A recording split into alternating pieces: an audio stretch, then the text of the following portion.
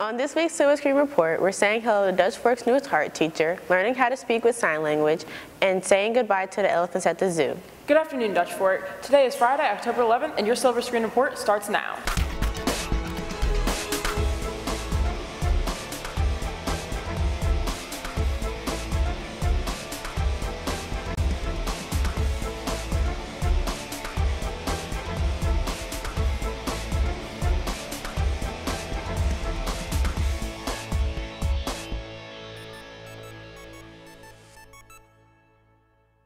Dutch Fork recognizes students for their great attitudes and behavior by naming Students of the Month.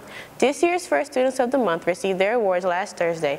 Here's Administrator Leonard McLeod with the details about the program. A Student of the Month is an opportunity that students have to be chosen by their teachers.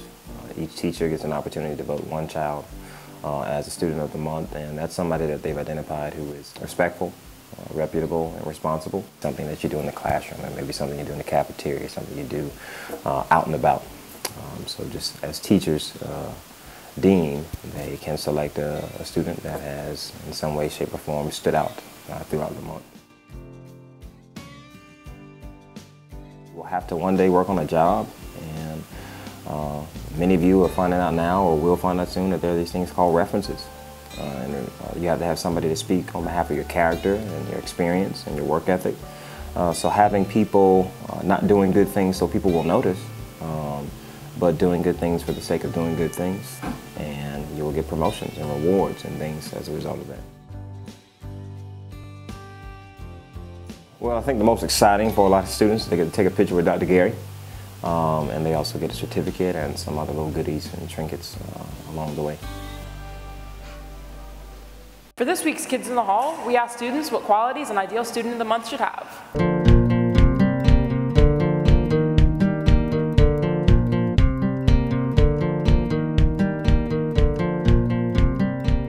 I'll be more dedicated in all my work, give 110% everything I do. Just been following rules and guidelines. Like I haven't been like skipping class or nothing. I've been doing all my work, and I've just been following all the rules basically. I would be more focused on my schoolwork, do my homework, make sure everything's turned in on time. Use the 3 R's, be responsible, reputable, and respectful. Wear your ID, always do what your teachers ask. Newest addition to the art department has been welcomed by teachers and students across the school. Tommy Powell introduces us to art teacher Molly Lord. New art teacher Molly Lord has teaching experience from multiple work environments. Let's see, this is my first teaching job. Before I started teaching, I was a nanny for a couple years. I had a photography business. I coached some performing arts teams, and just kind of all that creative stuff all together. I was like, okay, I want to get back into teaching. Growing up, I just was always doodling and always drawing something. I had good art teachers in elementary school that just really made me love it. I remember for some holiday one year, I think it was like Easter, my Easter basket was like a ream of paper just for me to draw in. So yeah, it's just kind of always been in there. I've just graduated from USC in May, so this is my first position. Jamie Chasen admits that she was impressed when she first met Lord. She's very bright and organized, and she's come from USC, but she had a career in photography for a while, so she's not just fresh off the boat. She's had some art experience as a profession, and she is also coming up with some really wonderful ideas and sharing them with us, and I admire her classroom and how organized and neat everything is. Lord finds that Dutch Fork's ability to transform their creativity into art is fascinating. I'm really enjoying it. The students are really open to kind of being challenged and expressing a lot of different creative ideas. It's been cool to see how students take these projects and kind of run with them in different directions. Lord provides aspiring artists advice on how to be constantly improving on their artistic ability. Practice makes progress. Just put effort in, take time, even if it's like 5 minutes every day. Doodle a little in your sketchbook or something. That little bit of effort will help you grow more and more. Chasen leaves with a piece of advice for Lord on her new career at Dutch Fork High. I would say to just take every day as a new day, take it day by day, and look for the positives in everything. Look at everything as a learning opportunity, and you can always better yourself, you know, after that. So that's my advice. This has been Tommy Powell with your Silver Screen Report. American Sign Language allows people to communicate without speaking. Darren Maharaj has the details about Dutch Fork's ASL Club. ASL Club sponsor David Kennedy and President Haley Dorsey believes that ASL is beneficial for students because of how it gives deaf people a voice. I think that people that have no voice should be given a voice, and I think it's really great the more people that could have a conversation with deaf people and make them feel more welcome and just to learn another language. South Carolina actually has a huge deaf population if you look into it, and you're more likely to interact with a deaf person than you are anyone else. Sophomore Alice Miller discusses why the deaf community interests her and why she joined the club. I joined the ASL because I found the deaf community really interesting, and I just wanted to learn more about the deaf community and sign language, and it's become really important to me. President Haley Dorsey says that sign language is a good skill to have and can be beneficial for everyone. It's a useful language to have, definitely. You never know what could happen. You might meet someone on the street who speaks sign. It looks really good on college applications and job applications. This has been Darren Maharaj with your Silver Screen Report. The SAT word of the week is dialect, a noun meaning a variation of a language.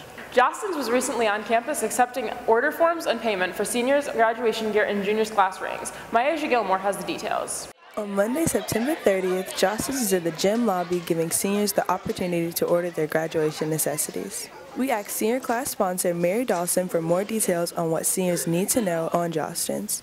In order to graduate, you have to have cap, gown, tassel, so everything that you're going to wear at graduation, and a diploma cover. Jostens sells all sorts of things. If you want to buy a bunch of stuff showing that you're a senior, showing that you graduated, they've got lots of stuff to sell you, like hoodies and tankards and graduation announcements, and you're welcome to buy any of that stuff, but all you have to have, according to Dutch Fork High School, is cap, gown, tassel, and diploma cover. Juniors also had an opportunity to look at our class ring options. They also could purchase class 2021 gear. The next available order day is October 21st at 11:30 a.m. till 2:30 p.m. If you have any further questions or would like to further look at an item, visit the Jostens website. This has been Myasia Gilmore with your Silver Screen Report. Earlier this year, one of Riverbank Zoo's elephants passed away. The zoo had decided to send Belle, their last elephant, to Milwaukee to be with the bigger herd. Courtney Holman has the story. This year, Riverbank Zoo lost one of their elephants, and they have decided to relocate the other one. Cassandra Eden explains why. So they're leaving for a couple reasons. One of the main ones is that the enclosure is no longer fit for elephants. There has been research done as to why the zoo has decided to make this move. Cassandra Eden shares more. Then a lot more research has come out and has suggested that elephants need to be in bigger groups. It's best for their social life, it's best for their care. So it's better for them to actually go to a different zoo that's also looking for a larger herd size. In replace of the elephants, Riverbank Zoo is bringing a new animal to Columbia. Cassandra Eden tells more. We're getting white rhinos, which will be really cool. They're also an animal that is on the endangered species list, so it'll be a great opportunity for Riverbanks to allow us to form those positive connections with conservation. We are hopefully going to get a breeding pair, so in a couple years we might be seeing some baby rhinos. Jessica Hidalgo shares her thoughts on the new arrival to the zoo. I don't think that it's necessarily a bad thing. It's been a while since rhinoceri have been featured at the zoo. The elephants have been on that main stage, if you will, for quite some time, and so I think it will give zoo goers a different attraction. This has been Courtney Holman with your Silver Screen Report. And now for some announcements. The homecoming football game is tonight. The game starts at 7:30 and tickets are $7. Please remember the clear bag policy and that you will need to pay admission no matter what time you enter the game. The homecoming king and queen will be announced during halftime. Now here's Diamond with more. Thanks, Oliver. Homecoming dance tickets are on sale now through next Tuesday in the cafeteria. Tickets are first come, first served. Listen to the morning announcements for more information. There will not be a delayed opening next Wednesday, as sophomores and some juniors will be taking the PSAT. If your 1A or 2A class is located on the 200 hall or in the new wing, please ask your teacher where your class will meet on Wednesday. Thanks for watching. We'll see you next week.